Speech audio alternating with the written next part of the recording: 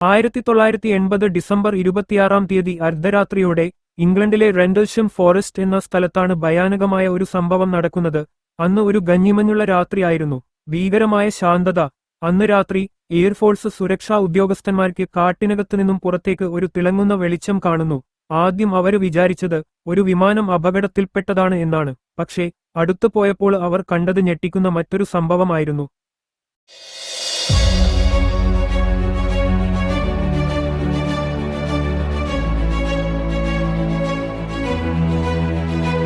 ഒരു കൂട്ടം ഉദ്യോഗസ്ഥർ ആ വെളിച്ചം ലക്ഷ്യമാക്കി കാടിന് അകത്തേക്കു നീങ്ങി. അവരെ കാട്ടിനകത്തേക്ക് നയിച്ച ആ വെളിച്ചം ഒരു ചെറിയ ത്രികോണ ആകൃതിയിലുള്ള ഒരു ക്രാഫ്റ്റ് ആയിരുന്നു. അതിന്റെ ഉപരിതലം പരന്നതും കട്ടിയുള്ളതുമായിരുന്നു. അതിന്റെ ചുറ്റിലും വെളിച്ചങ്ങളുണ്ട്. ഇത് ഒരു നക്ഷത്രത്തെ പോലെ തിളങ്ങുന്നു. കാറ്റില്ല, ശബ്ദമില്ല. അന്ന് അവരുടെ കൂട്ടത്തിലുണ്ടായിരുന്ന USAF ഉദ്യോഗസ്ഥൻ ജിം പെനസ്റ്റനും അദ്ദേഹത്തിന്റെ സംഘവും വളരെ അടുത്തെത്തുന്നു. ജിം ആ ക്രാഫ്റ്റിനെ സ്പർശിക്കാൻ പോലും ശ്രമിച്ചു. അദ്ദേഹം ക്രാഫ്റ്റിന്റെ മുകളിൽ എൻഗ്രേവ് ചെയ്തിരിക്കുന്ന അസാധാരണമായ നിഴലുകൾ കണ്ടുവെന്നും പിന്നീട് അവ ബൈനറി കോഡ് ആണെന്ന് തിരിച്ചറിയുകയും ചെയ്തു. അവർ എത്രയും വേഗം അവിടെ നിന്നും മടങ്ങുകയും തങ്ങൾ കണ്ട കാര്യങ്ങൾ തങ്ങളുടെ സഹപ്രവർത്തകരോട് പറയുകയും ചെയ്തു.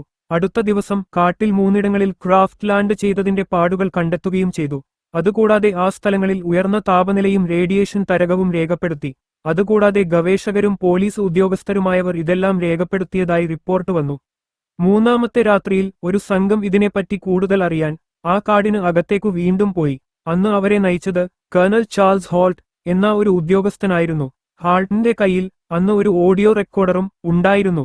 അവർക്ക് ആ രാത്രിയിൽ അവരുടെ ഓഡിയോയിൽ ക്രാഫ്റ്റിന്റെ തിളങ്ങുന്ന വെളിച്ചങ്ങളും അതിന്റെ വേഗതയും ആകാശത്തിൽ അതിന്റെ മാറ്റങ്ങളും രേഖപ്പെടുത്താനായി. അവർ എല്ലാവരും കാടിന്റെ ഉള്ളിൽ മരങ്ങൾക്കിടയിൽ ഒരു തിളങ്ങുന്ന വസ്തു ചലിക്കുന്നതായും കണ്ടു. മരങ്ങൾക്കിടയിലൂടെ ഭൂമിയുടെ ഉപരിതലത്തിലെത്തുകയും പിന്നീട് അപ്രതീക്ഷിതമാകുകയും ചെയ്തു. എന്നാൽ ഇത് ഒരു കള്ളക്കഥയാണെന്ന് ബ്രിട്ടീഷ് സർക്കാർ പറഞ്ഞിട്ടും പ്രമുഖ സൈനിക ഉദ്യോഗസ്ഥരും വിദഗ്ധരുമായ നിരവധി പേർ ഇതൊരു യഥാർത്ഥ ആക്രമണമായിരുന്നുവെന്ന് പറയുന്നു. സൈനിക ഉദ്യോഗസ്ഥരുടെ സാക്ഷ്യം, ഓഡിയോ രേഖകൾ, റേഡിയേഷൻ തെളിവ്. തുടർച്ചയായ ദിവസങ്ങളിൽ ക്രാഫ്റ്റ് കണ്ടത്, ബൈനറി കോഡ് വിശകലനം പിന്നീട് അനാവരണം ചെയ്തത്. അധികാരികളും സൈനികരും ഒളിപ്പിക്കാൻ ശ്രമിച്ച ഈ വസ്തുതകൾ ഇന്നും നമുക്ക് ചോദ്യങ്ങൾ ഉയർത്തുന്നു.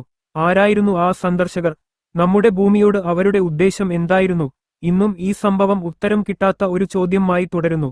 ഇനിയും ഇത്തരം ആകർഷകമായ കഥകൾക്കും സത്യാന്വേഷണ യാത്രകൾക്കും ഭൂമിയുടെ മറുഭാഗം എന്ന ഞങ്ങളുടെ ചാനൽ സബ്സ്ക്രൈബ് ചെയ്യൂ. വീഡിയോ ഇഷ്ടമായെങ്കിൽ ലൈക്ക് ചെയ്യാനും നിങ്ങളുടെ അഭിപ്രായങ്ങൾ കമന്റായി പറയാനും മറക്കരുതേ. വീണ്ടും കാണാം ഒരു പുതിയ വീഡിയോയുമായി.